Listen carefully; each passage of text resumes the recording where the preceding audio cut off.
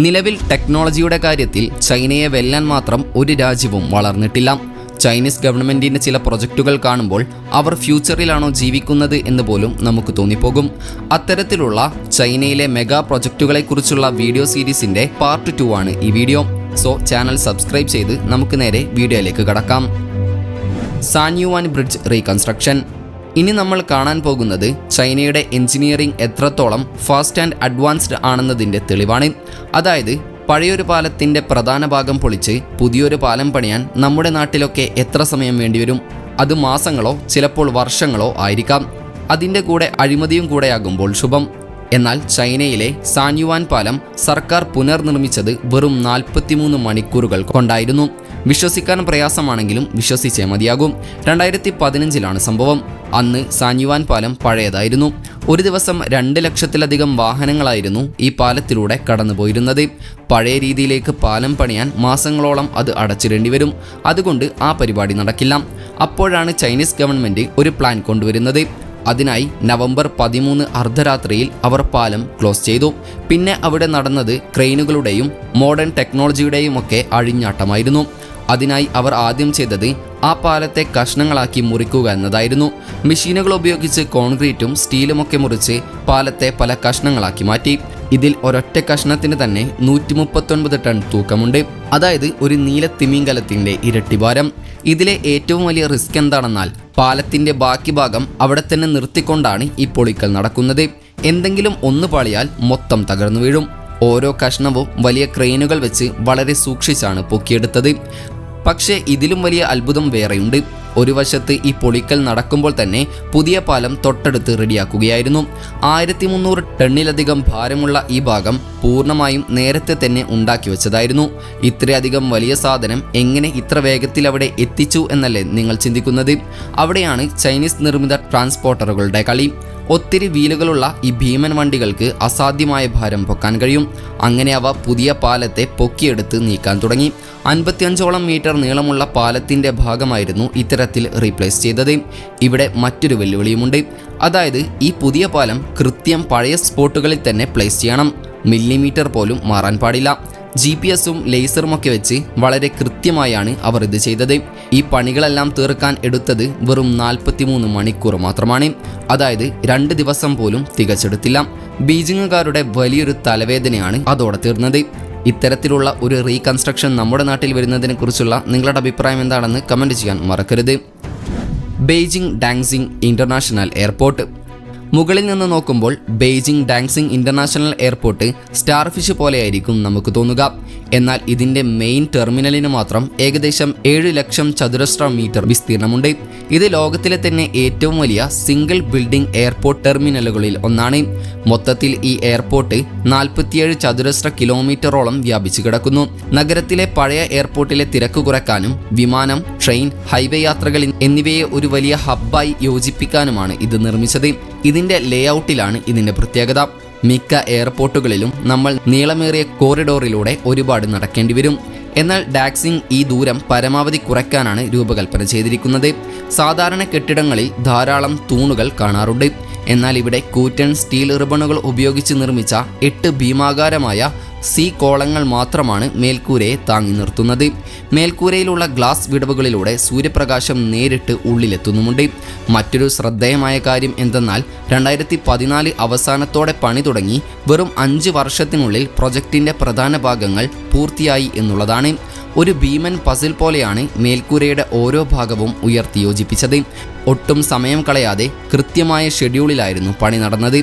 ഓരോ ഭാഗവും പണി കഴിയുമ്പോൾ തന്നെ ഉള്ളിലെ വയറിങ്ങും ബാഗേജ് സിസ്റ്റംസും ഇൻസ്റ്റാൾ ചെയ്യാൻ തുടങ്ങി.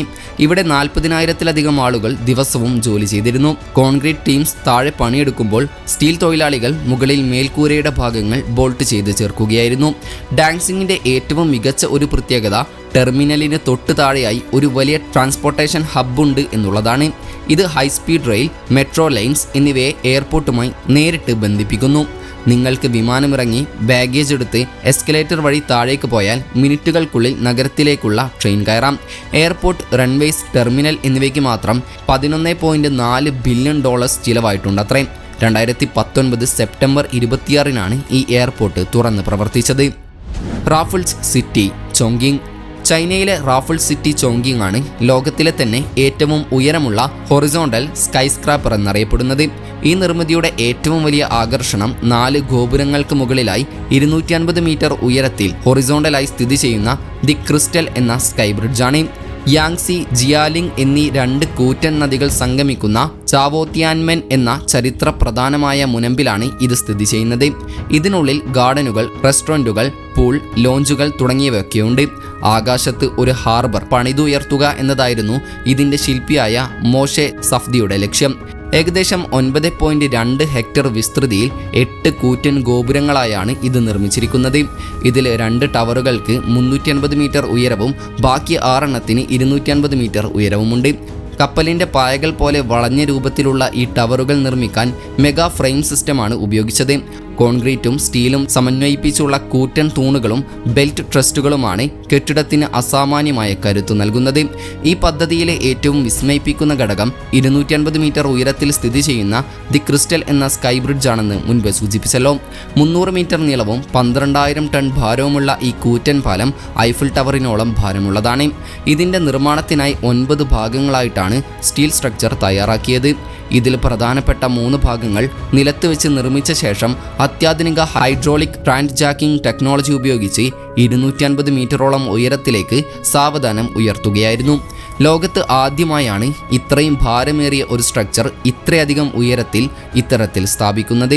ഇതിൻ്റെ ആകെ നിർമ്മാണ ചെലവ് ഏകദേശം 24 ബില്യൺ യുവാൻ, അതായത് ഏകദേശം 28,000 കോടി ഇന്ത്യൻ രൂപയോളമാണ്. 2019 സെപ്റ്റംബർ 6-നാണ് ഈ സമുച്ചയം പൊതുജനങ്ങൾക്കായി ഭാഗികമായി തുറന്നുകൊടുത്തത്. Hong Kong Zhuhai Macau bridge. അകലെ നിന്ന് നോക്കുമ്പോൾ ഈ പാലം കടലിന് കുറുകെ നീളുന്ന ഒരു വെള്ളി റിബൺ പോലെയായിരിക്കും നമുക്ക് തോന്നുക. ലോകത്തിലെ ഏറ്റവും ദൈർഘ്യമേറിയ കടൽ പാലമാണിത്. 55 കിലോമീറ്റർ നീളമുള്ള ഈ പാലത്തിൻ്റെ ഏറ്റവും വലിയ പ്രത്യേകത 6.7 കിലോമീറ്റർ നീളമുള്ള കടലിനടിയിലെ ടണലാണ്.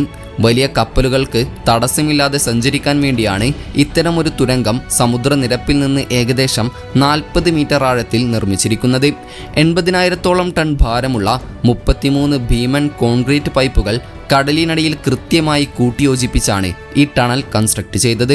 ഇതിനായി നിർമ്മിച്ച 2 കൃത്രിമ ദ്വീപുകൾ 120 ഭീമൻ സ്റ്റീൽ സിലിണ്ടറുകൾ ഉപയോഗിച്ച് കടൽ തട്ടിൽ ഉറപ്പിക്കുകയായിരുന്നു. ചുഴലിക്കാറ്റുകളെയും ഭൂകമ്പങ്ങളെയും പ്രതിരോധിക്കാൻ ശേഷിയുള്ള ഈ പാലത്തിനായി 1.2 ലക്ഷം ടൺ ഉരുക്കാണ് പ്രധാന ഘടനയ്ക്കായി ഉപയോഗിച്ചിരിക്കുന്നത്. പാലത്തിൻ്റെ ആകെ നിർമ്മാണത്തിന് ചെലവായത് $18.8 ബില്യൺ, അതായത് ഏകദേശം 1.71 ലക്ഷം കോടി ഇന്ത്യൻ രൂപയാണ്.